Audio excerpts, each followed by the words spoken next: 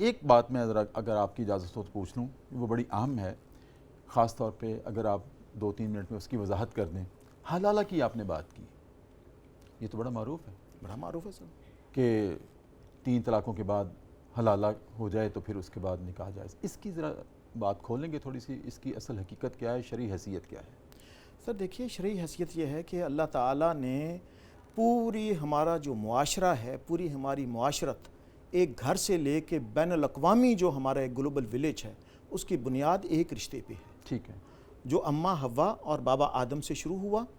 اور اب ہمارے اندر مرد اور عورت کا جو تزوج کا سلسلہ ہے، جو ان کا ازدواجی تعلقات ہیں، یہ پورے معاشرے کی بنیاد ہے۔ اسی سے وہ ماں بنتی ہے، اسی سے بچے پیدا ہوتے ہیں، اسی سے وہ باپ بنتا ہے۔ اس رشتے کو اللہ تعالیٰ نے بہت مقدس جانا ہے، جی بالکل، اور اللہ تعالیٰ نے کہا ہے کہ رسول پاک صلی اللہ علیہ وسلم نے فرمایا ہے کہ اللہ تعالیٰ کے نزدیک حلال چیزوں میں سے ابغض الحلال عند اللہ الطلاق، سب سے مکروہ چیز اللہ کے نزدیک ناپسندیدہ طلاق، ترین، سب سے ناپسندیدہ، اور اس کی گنجائش اس لیے رکھی گئی۔ مثال دیتے ہیں کہ جس طرح اگر جسم کے کسی حصے میں کینسر ہو گیا، جی جی اس کو اگر کاٹیں گے نہیں تو پورے جسم میں پھیل جائے گا، صحیح، تو پھر آپ اسے کاٹ سکتے ہیں۔ اس کو بچوں کا کھیل نہ بناؤ، وہی جو میں نے پڑھا ہاں کہ وَلَا تَتَّخِذُوا آیَاتِ اللَّهِ ہُزُوًا، اللہ تعالیٰ کی آیتوں کا مذاق نہ بناؤ کہ تم نے طلاق کو مذاق سمجھ لیا ہے، تم سمجھتے نہیں کہ اس کا اثر فیملی پہ کیا ہے، معاشرے پہ کیا ہے، جس طرح اب شرح بڑھ گئی ہے طلاق کی۔ جی جی، تو یہ جو اتنی کڑی شرط رکھی گئی تھی سورہ بقرہ میں، آگے جا کے آپ اس کو دیکھیں گے کہ وہ اگر اس کو تیسری مرتبہ طلاق دے دے اس کے بعد بھی، تو جس طرح کہا گیا طلاق مرتان، طلاقیں 2 دفعہ ہیں، اس کے بعد فَإِن طَلَّقَهَا بَعْدَهُ فَلَا تَحِلُّ لَهُ مِن بَعْدُ حَتَّى تَنكِحَ زَوْجًا غَيْرَهُ، جی کہ اس کے بعد بھی وہ اگر اسے طلاق دے دے۔ اس کے اوپر فقہی اختلافات ہیں کہ 2 کی نشستیں کتنی ہیں، وہ اس چیز سے قطع نظر، جب وہ اسے تیسری طلاق دے دے فَلَا تَحِلُّ لَهُ، پھر وہ اس کے لیے حلال نہیں رہی، حتیٰ تنکح زوجن غیرہ، جب تک کہ وہ کسی اور زوج کے ساتھ شادی نہ کر لے اور ارینج نہ ہو، اپنی مرضی سے کرے۔ فَإِن طَلَّقَهَا فَلَا جُنَاحَ عَلَيْهِمَا أَن يَتَرَاجَعَا، اور اس کے بعد اگر وہ اپنی روٹین میں اسے طلاق دے دے تو پھر کوئی حرج نہیں ہے کہ دوبارہ پھر ایک دوسرے کے ساتھ لیکن رجوع کر لیں۔ یہ حرام ہے کہ ارینج کرنا، کہ آپ حلالہ کر دیں یا دیکھیں، کروانا۔ یہ ہمارے ہاں تو میں نے سنا ڈاکٹر صاحب حلالہ سینٹر بنے ہوئے ہیں، اور باقاعدہ اس کو حضور صلی اللہ علیہ وسلم نے جو حلالے کے لیے اپنی خدمات اس طرح سے پیش کرتا ہے، سانڈ سے تشبیہ دی، اللہ، یعنی کہ اولئک کالانعام بل ہم اضل، وہ جانوروں سے بھی بدتر ہے ایسا شخص۔ یہ نہیں کہا جا سکتا کہ آپ حلالہ کر دیں، میں دوبارہ شادی کرنا چاہتا ہوں، یا ارینجڈ حلالہ جو ہے اتفاق سے ان کی نہیں بنی، کر دیا، پھر آپ واپس آ گئے، پھر اسے شادی ہو گئی۔ لیکن اس کو مذاق بنا لینا کہ آپ کو پہلے سمجھ نہیں تھی کہ میں طلاق دے رہا ہوں تیسری، اس کے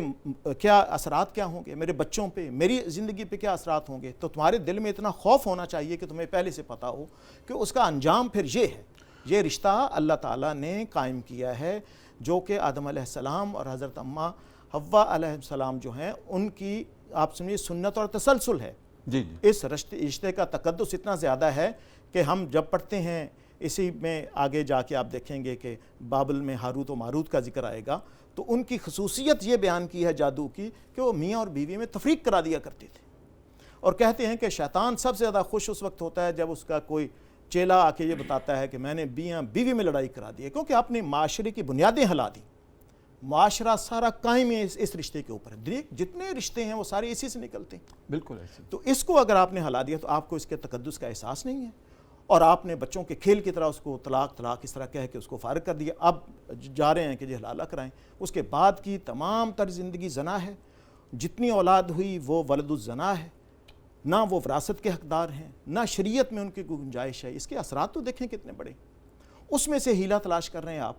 تو آپ اپنے آنے والی پوری نسلوں کو برباد کر رہے ہیں۔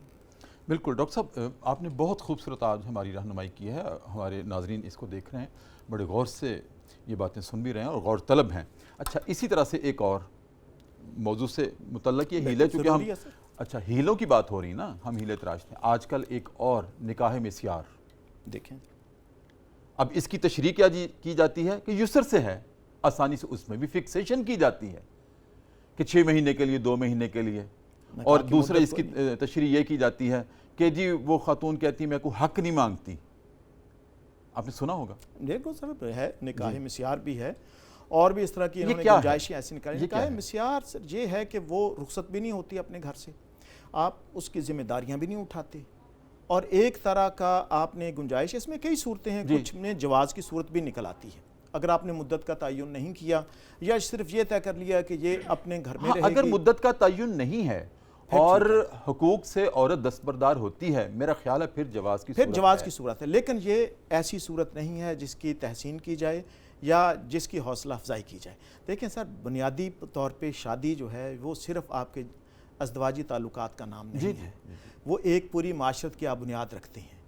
شادی جو ایک ادارہ تشکیل پا ہے جس میں بچوں کے حقوق ہیں، بہنوں کے حقوق ہیں، ماں باپ کے حقوق ہیں، حقوق کا تعین ہونا ہے۔ پھر آپ نے ایک پوری نسل کو پروان چڑھانا ہے، بچے پیدا کرنے ہیں، پھر ان کی تربیت کرنی ہے، پھر ان کی شادیاں کرنی ہیں۔ جو نکاح کی مصلحتیں بتائی گئی ہیں ہمیں، اس میں سب سے بڑی مصلحت تو یہ ہے کہ آپ کا سلسلہ جو ہے وہ نسب کا جاری رہتا ہے، آپ بچوں کو پروان چڑھاتے ہیں۔ اگر یہ صورت ہو جائے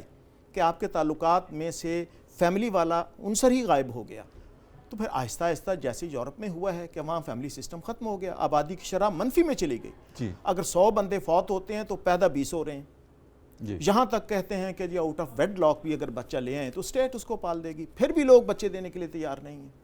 تو نتیجہ یہ نکلے گا کہ جو نکاح کی اصل مصلحت ہے وہ فوت ہو جائے گی۔ تو اس کا یہ ہے کہ میاں بیوی آپس میں شادی کرتے ہیں، ایک چھت کے نیچے رہتے ہیں، ان کے بچے پیدا ہوتے ہیں، ان کی تربیت کرتے ہیں، پوری نسل پروان چڑھتی ہے، وہ آگے جا کے آپ ان کی ذمہ داریاں ادا کرتے ہیں۔ تو یہ حکمت ہے نکاح کی۔ اگر آپ اس کو چھوڑ دیں گے تو یہ ایک ایسا ہیلہ ہے جس سے ایک اجتماعی نسل کشی کی صورت پیدا ہو جاتی ہے۔ بالکل ٹھیک۔ تو لہٰذا ایسا ہیلہ تراشتا کہ نکاح کی مدت اور اس کو نکاح مسیار قرار دینا حرام ہے، حرام ہے، حرام ہے۔ بالکل سر، اور بھی جتنی بھی صورتیں اس طرح کی ہیں جو انہوں نے نئی نئی نکالنی ہیں،